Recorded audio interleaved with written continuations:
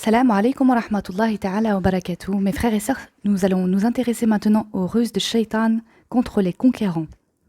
L'auteur rahimahullah a dit « Shaitan a pu induire en erreur bon nombre de gens, de telle sorte qu'ils partaient à la guerre sainte avec l'intention de s'en enorgueillir et de se faire remarquer, afin que l'on dise qu'un tel est un vrai combattant, ou que l'on dise qu'il est courageux, ou bien pour chercher du butin. Or les actes ne valent que par les intentions. » Abu Moussa al-Ashari rapporte qu'un homme se rendit auprès du prophète sallallahu alayhi wa sallam et lui demanda « Ô messager d'Allah, que dis-tu à propos d'un homme qui combat avec courage, d'un autre qui combat avec fureur et d'un troisième qui combat pour se faire remarquer, lequel d'entre eux a combattu pour la cause d'Allah ?» Il répondit « Celui qui combat afin que la parole d'Allah soit la plus élevée est celui qui combat pour la cause d'Allah. » Rapporté par Al-Bukhari 2810 et Muslim 1904. Ibn Mas'ud radiallahu anhu a dit « Gardez-vous de dire un tel est mort en martyr ou un tel a été tué en martyr, car l'homme peut combattre afin de s'enrichir, ou pour que l'on parle de lui, ou bien pour montrer son importance. » Rapporté par Ahmad dans Al-Musnad 1 416 et Al-Hakim dans Al-Mustadrak 2 121. D'après Abu Huraira, radiallahu anhu, le prophète sallallahu alayhi wa sallam a dit « Il est 3 catégories d'hommes qui seront les premiers à être jugés au jour de la résurrection. Le premier est un martyr mort au combat.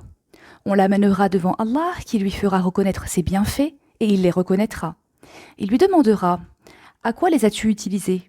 Il répondra « J'ai combattu à ton service jusqu'à tomber en martyr. » Allah lui dira « Tu mens. Tu as combattu pour que l'on dise de toi que tu es courageux. » Et c'est ce qui a été dit. Il ordonnera alors qu'on le traîne face contre terre avant de le précipiter au feu.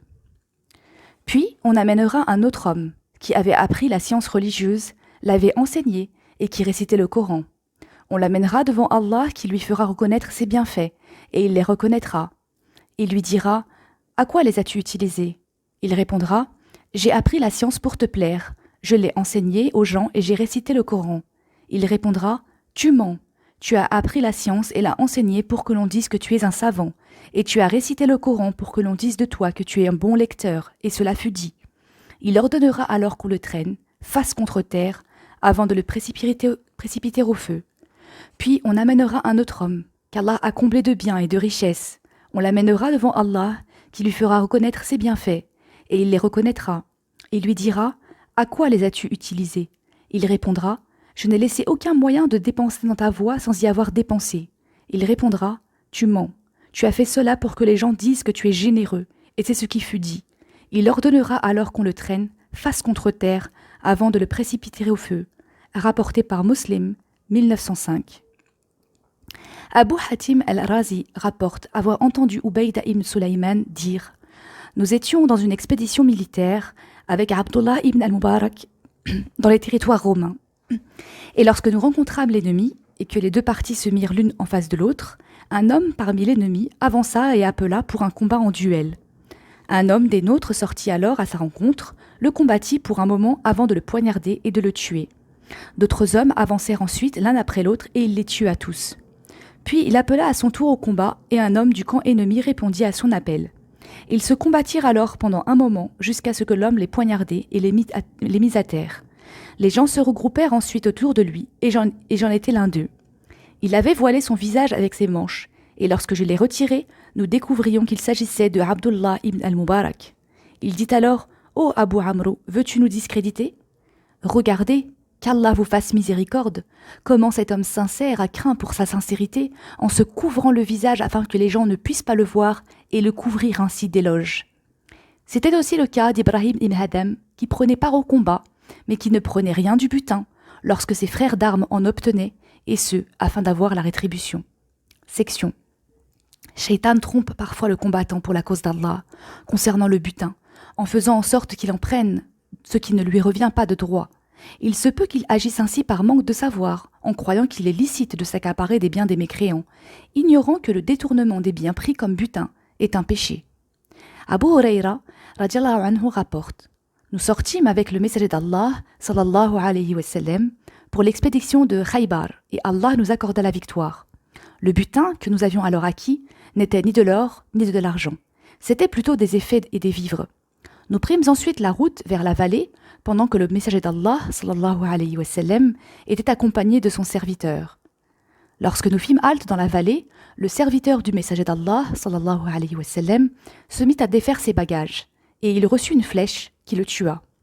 Nous dîmes alors au messager d'Allah sallallahu alayhi wa sallam « Félicitations à lui du fait qu'il soit martyr, ô messager d'Allah ». Il répondit « Non, il ne le mérite pas. Par celui qui détient l'âme de Muhammad dans sa main, la cape qu'il a prise du butin le jour de Khaybar sans qu'elle ne soit exposée au partage s'embrasera sur lui. » Les gens furent alors effrayés, à la suite de quoi un homme apporta un lacet ou deux et dit « J'ai pris ceci le jour de Khaybar ». Le messager d'Allah sallallahu alayhi wa sallam dit alors « Un lacet de feu » ou encore « 2 lacets de feu », rapporté par Al-Bukhari 4234 et Muslim 115. Il se peut aussi que le conquérant soit informé de l'interdiction de prendre du butin, ce qui ne lui revient pas de droit. Mais en voyant le grand nombre des biens conquis, il perd sa patience, pensant que sa participation à la bataille sainte expie son méfait. C'est dans ce cas qu'apparaît l'effet de la foi et du savoir. Abu Ubaïda al-Anbari rapporte « Lorsque les musulmans investirent Al-Madaïn et collectèrent les prises de guerre, un homme vint avec une boîte et la remit au collecteur des prises. Les gens qui étaient avec lui dirent « Nous n'avons jamais vu une chose pareille. Nous n'avons rien d'égal, ni qui s'en rapproche. » Le collecteur lui dit alors « En as-tu pris quelque chose ?» Il répondit « Par Allah, si ce n'était pour plaire à Allah, je ne vous l'aurais pas apporté. » Ils comprirent alors que cet homme est une personne prestigieuse, et ils lui demandèrent « Qui êtes-vous » Il répondit « Par Allah, je ne vous le dirai pas pour que vous me louiez, et je ne vous tromperai pas pour que vous me dénigriez. Par contre, je loue Allah, et je me contente de sa rétribution. » Ils envoyèrent alors un homme après lui qui le suivit jusqu'à arriver auprès de ses compagnons. Et lorsqu'il s'informa à son sujet, il découvrit qu'il s'agissait de Amir ibn Abd al-Qays.